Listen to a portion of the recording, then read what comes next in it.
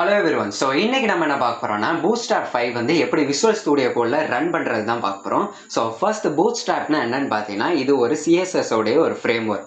So நம்ம BOOTSTRAP use பண்ணி ஒரு வெப்சைட் கிரியேட் பண்ணும்போது அதோட டிசைன் பார்த்தீங்கன்னா நார்மலா பண்ற CSS காட்டிலும் இது வந்து ஒரு டிஃபரண்டான ஒரு லுக் வந்து நமக்கு தரும்.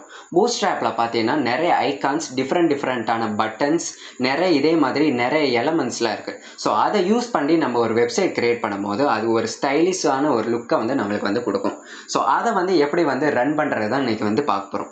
BOOTSTRAP 5 VS Codeல ரன் பண்ணுறதுக்கு BOOTSTRAP 5 கெட்டிங் ஸ்டார்டடுங்கிறத டைப் பண்ணிக்கோங்க.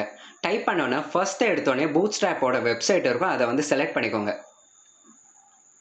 ஸோ இங்கே பார்த்தீங்கன்னா CSSக்கும் JSக்கும் வந்து லிங்க் வந்து ப்ரொவைட் பண்ணியிருப்பாங்க. ஸோ அதை வந்து காப்பி பண்ணிக்கோங்க.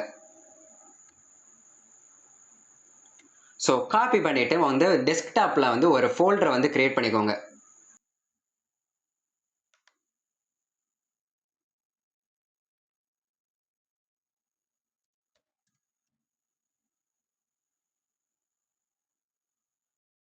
ஸோ இதில் பார்த்தீங்கன்னா ரைட் கிளிக் கொடுத்துட்டு ஓப்பன் வித் கோடுங்கிறத செலக்ட் பண்ணிக்கோங்க. ஸோ இப்போ பார்த்தீங்கன்னா VS Code வந்து அந்த ஃபோல்டரில் வந்து ரன் ஆகிட்டுருக்கு. ஸோ இப்போ வந்து புது ஃபைல் வந்து ஒன்று கிரியேட் பண்ணிக்கோங்க. ஸோ அதுக்கு பார்த்தீங்கன்னா கண்ட்ரோல் என்ன வந்து கிளிக் பண்ணுங்கள். ஸோ இப்போ செலக்ட் எ லாங்குவேஜ்னு கேட்கும், அதில் வந்து HTML வந்து செலக்ட் பண்ணிக்கோங்க.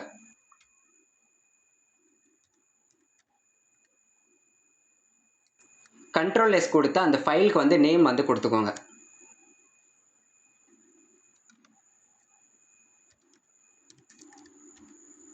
ஸோ இப்போ காப்பி பண்ண அந்த ரெண்டு லிங்கையும் வந்து இந்த HTML-குள்ளே வந்து பேஸ்ட் பண்ணிடுங்க. ஸோ ஹெட் டேக்குள்ளே பார்த்தீங்கன்னா அந்த CSS-ஓட லிங்க்கையும் JS-ஓட லிங்கையும் வந்து பேஸ்ட் பண்ணிடுங்க. ஸோ லிங்க்கை வந்து காப்பி பேஸ்ட் பண்ணக்கப்புறம் BOOTSTRAP 5 வந்து உங்கள் HTML வந்து இம்ப்ளிமெண்ட் ஆயிரும். ஸோ அதை யூஸ் பண்ணி வந்து ஒரு வெப்சைட் வந்து கிரியேட் பண்ணிக்கோங்க. யூடியூப்பில் பார்த்தீங்கன்னா BOOTSTRAP 5 யூஸ் பண்ணி எப்படிலாம் ஒரு சிம்பிளான ஒரு வெப்சைட்லாம் பண்ணலாங்கிற வீடியோஸ் வந்து நிறையவே இருக்குது. ஸோ அதை பார்த்துட்டு வந்து ஒரு வெப்சைட்டை வந்து கிரியேட் பண்ணிக்கோங்க. ஸோ இப்போ பார்த்தீங்கன்னா நான் BOOTSTRAP யூஸ் பண்ணி ஒரு சிம்பிளான ஒரு லாகின் ஃபார்ம் வந்து கிரியேட் பண்ணியிருக்கேன். ஸோ BOOTSTRAP வந்து நான் எங்கெங்கெல்லாம் யூஸ் பண்ணியிருக்கேன்னு பார்த்தீங்கன்னா ஸோ இன்புட் டேக்ல பார்த்தீங்கன்னா ஒரு கிளாஸ் வந்து கிரியேட் பண்ணியிருப்பேன். ஸோ அந்த கிளாஸ்க்கு வந்து ஃபார்ம் கண்ட்ரோல்னு கொடுத்துருப்பேன். ஸோ இது பார்த்தீங்கன்னா BOOTSTRAPோட ஒரு கிளாஸ். ஸோ நெக்ஸ்ட் பார்த்தீங்கன்னா பட்டனில் பார்த்தீங்கன்னா ஒரு கிளாஸ் வந்து கிரியேட் பண்ணியிருப்பேன். ஸோ அது பேர் பார்த்தீங்கன்னா பட்டன் சஸஸ். ஸோ இது பார்த்தீங்கன்னா ஒரு BOOTSTRAPல இருக்கிற ஒரு பட்டனோட டைப். ஸோ இந்த ஃபைலை வந்து சேவ் பண்ணிவிட்டு ரன் பண்ணுங்கள்.